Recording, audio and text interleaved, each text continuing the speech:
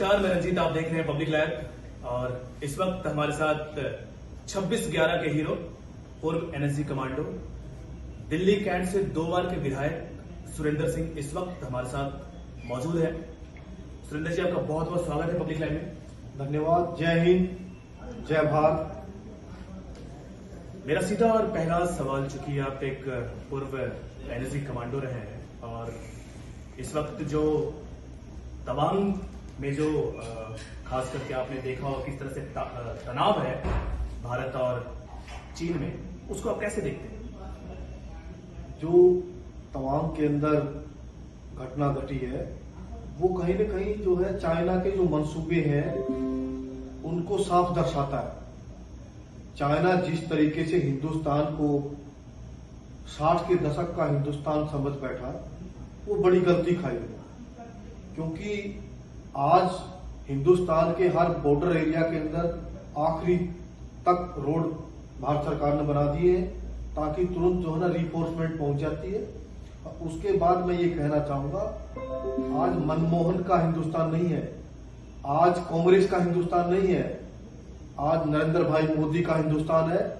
जिस तरीके से नरेंद्र भाई मोदी ने पूरा देश के अंदर अपना परचम दुनिया के अंदर लहराया है, उसी प्रकार जो देश की सेना होती है तो वो अपने राजा के हिसाब से ग्रोथ कर जाती है।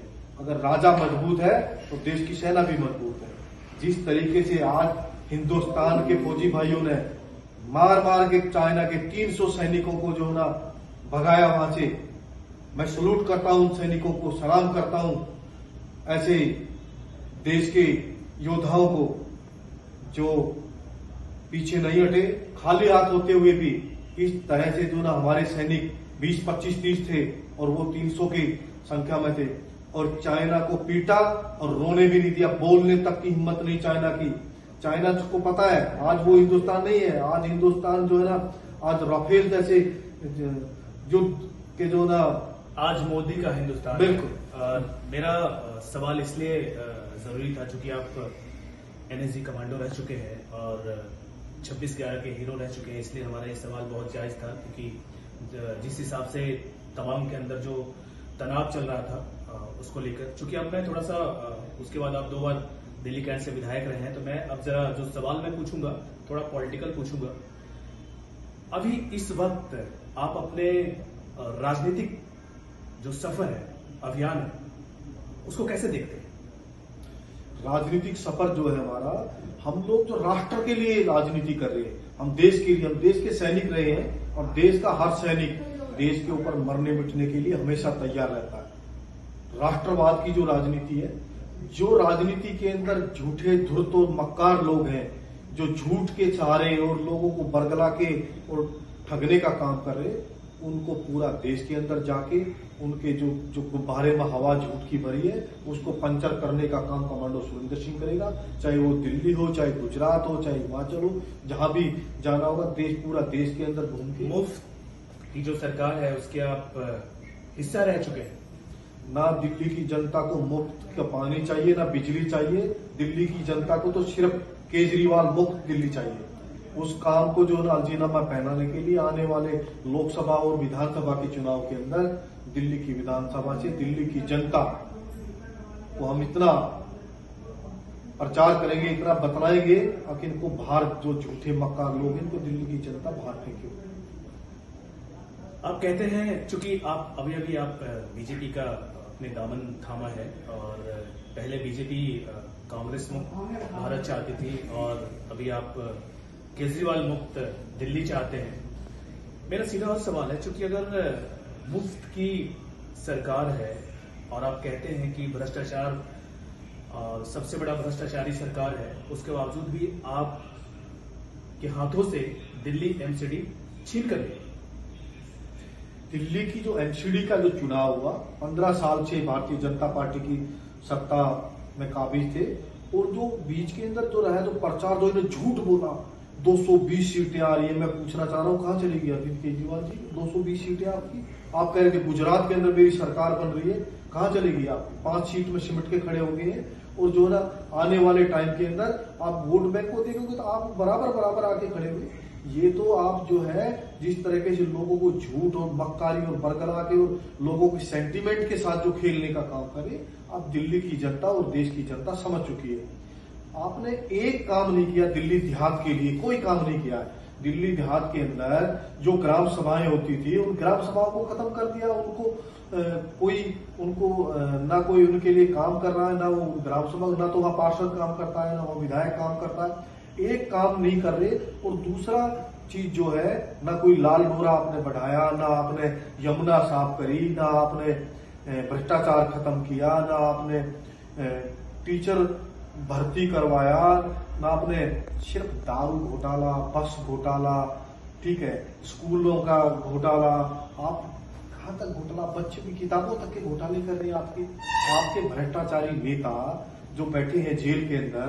आप उनका क्या करोगे? ऐसे मंत्री को क्यों नहीं हटा रहे? आप कह रहे मैं तो भ्रष्टाचार को सहन नहीं करता। और दूसरा, जहां इनके जितने भ्रष्टाचारी नेता थे, इनके मंत्री थे, वहां पर दिल्ली की जनता को मैं सलूट करता हूं। उनकी 0 सीटें आई हैं। और आपने फिल्मों में देखा होगा कि नेता धोती ठाके भाग रहा है, जनता उसको मार रही है। ऐसा दिल्ली की जनता ने किया। दिल्ली की जनता को सलूट है और सलाम है, कैसे भगा भगा मार मार के चुनाव में इसके नेता को लगाया। क्या आप अपने आप को ठगा हुआ महसूस करते हैं? मेरा सवाल इसलिए है क्योंकि आम आदमी पार्टी के आप संस्थापक सदस्यों में से एक रहे हैं। हमने देखा है कि जो आम आदमी पार्टी के जो जड़ थे, उनमें से आप एक रहे हैं। बहुत सारे ऐसे नाम हैं, कुमार विश्वास से लेके योगेंद्र यादव से लेके, धीरे धीरे वो जड़ खत्म हो गई। उसके बावजूद क्या कारण है कि आम आदमी पार्टी और आगे की ओर बढ़ रही है? क्योंकि हमने पंजाब को देखा, आपने देखा गुजरात में किस तरह से केजरीवाल जी ने दावा किया और भविष्यवाणी भी की। तो क्या आपको लगता है कि आप अपने आप को ठगा महसूस करते हैं? बिल्कुल ठगावानी, ये तो ऐसे ही माठग है। इन लोगों ने जेल के अंदर, तिहाड़ जेल के अंदर ठग बैठा था। उस ठग को सुशांत जैन करके कौन है, सुकेश जैन, उसको भी इन्होंने ठग लिया। तो इनसे बड़े ठग तो कोई है? जिन लोगों ने पार्टी बनाई, चाहे वो कुमार विश्वास है, कमांडो सुरेंद्र सिंह है, जगदीप राणा है, कपिल मिश्रा है, योगेंद्र यादव है, प्रशांत भूषण जी है, शांति, मतलब हर आदमी को इसने चीट किया है। और जो अच्छे लोग थे वो सब चले गए हैं। उसी कड़ी के अंदर कमांडो सुरेंद्र सिंह के साथ भी इन्होंने वही ठगी वाला काम किया। जब जिनकी जरूरत थी, जब 28 सीटें आई, अगर सुरेंद्र सिंह चुनाव नहीं जीतता, क्या कायर केजरीवाल मुख्यमंत्री बनता? कदापि नहीं बनता। और जब भारत झूठ इतनी बार अब कह रहा है मेरे काउंसिलरों को खरीद रहे हैं, मेरे विधायकों को खरीद रहे हैं, कोई किसी को नहीं खरीद रहा। इसने सब टिकट बेचे, सांसद से लेके बस के टिकट तक घोटाला करता है ये आदमी। एक भी काउंसिलर को बगैर पैसे टिकट नहीं दिया। एक बंदे का तो पैसा भी ले लिया, टिकट भी दिया। तो संदीप भारद्वाज नाम का आदमी आत्महत्या कर ली बेचारे ने। तो वो काउंसिलर इसके पास क्यों रुकेंगे? और दूसरा जो है ठगी का, इनका काम ही ठग के झूठ बोलना है।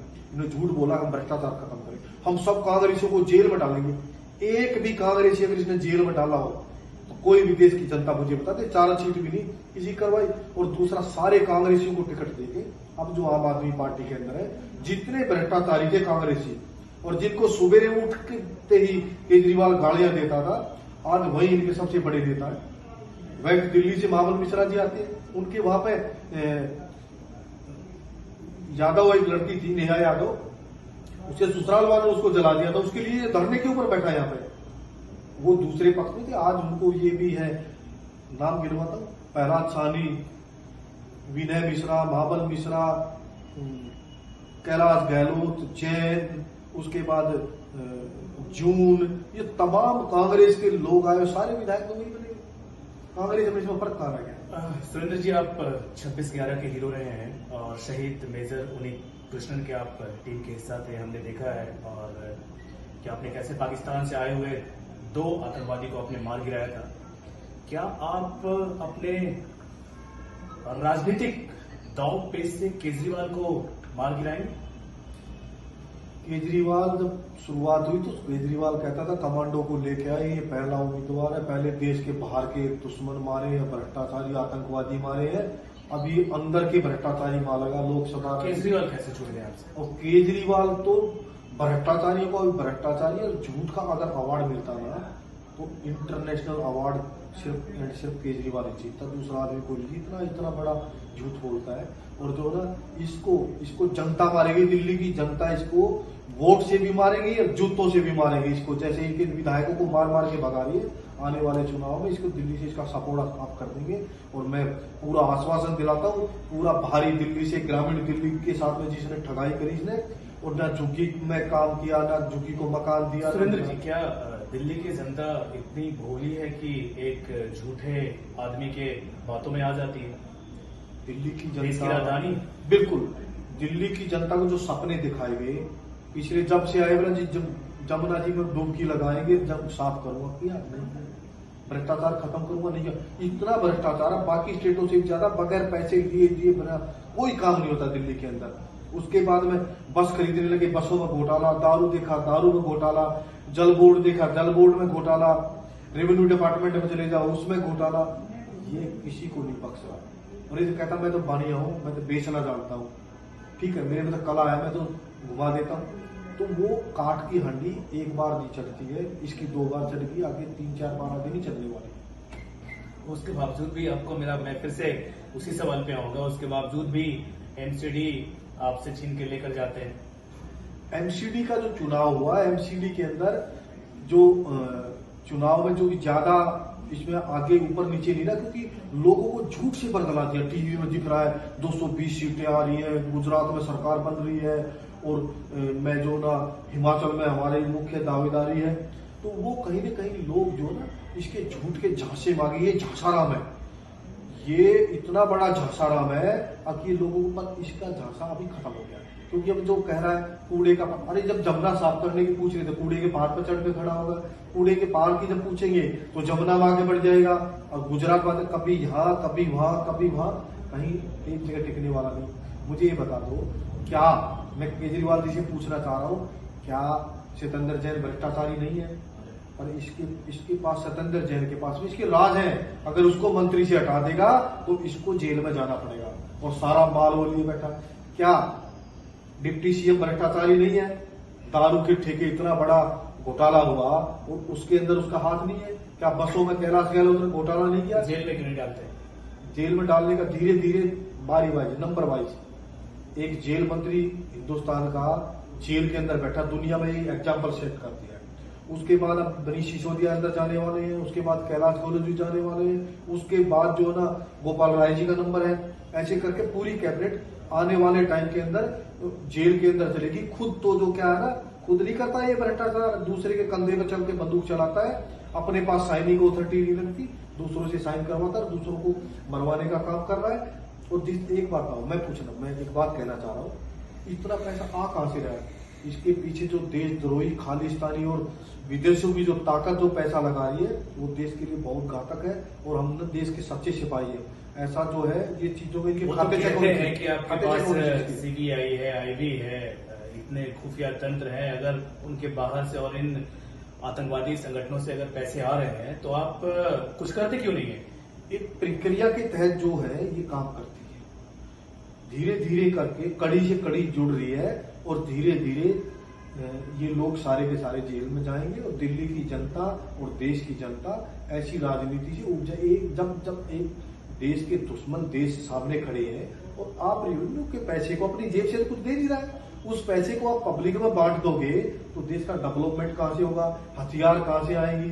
सेना का पैसा कहां से आएगा? ये स्कूल तो बना रहे जो बिल्डिंग तोड़ के बना रहे हैं, वो पत्थरी का और उसकी छत देते हैं। एक कमरा 30-40 लाख रुपए का पड़ा, 30-40 लाख रुपए में 4 मंजिल की कोठी बन जाती है। इतने बड़े बड़े भ्रष्टाचार कर रहे हैं, लोगों को बरगलाने का काम कर रहे हैं। रोड का क्या करें? नए रोड कोई नहीं बना रहे, फुटपाथ को तोड़ रहे हैं, उसको फिर दोबारा जोड़ रहे हैं, घास पानी खाद उसी के नाम से 2-3 आदमी पैसा खा रहे हैं। एक भी मास्टर लगाया उन्होंने, परमानेंट टीचर भर्ती क्यों नहीं करे? क्योंकि टीचर की तनख्वाह से तो कमीशन आएगा नहीं। टीचर तो वही है जो हमने बोला था, जो कच्चे टीचर है, गैर टीचर है, उनको पक्का करेंगे, क्यों नहीं करेंगे? एक भी नहीं किया।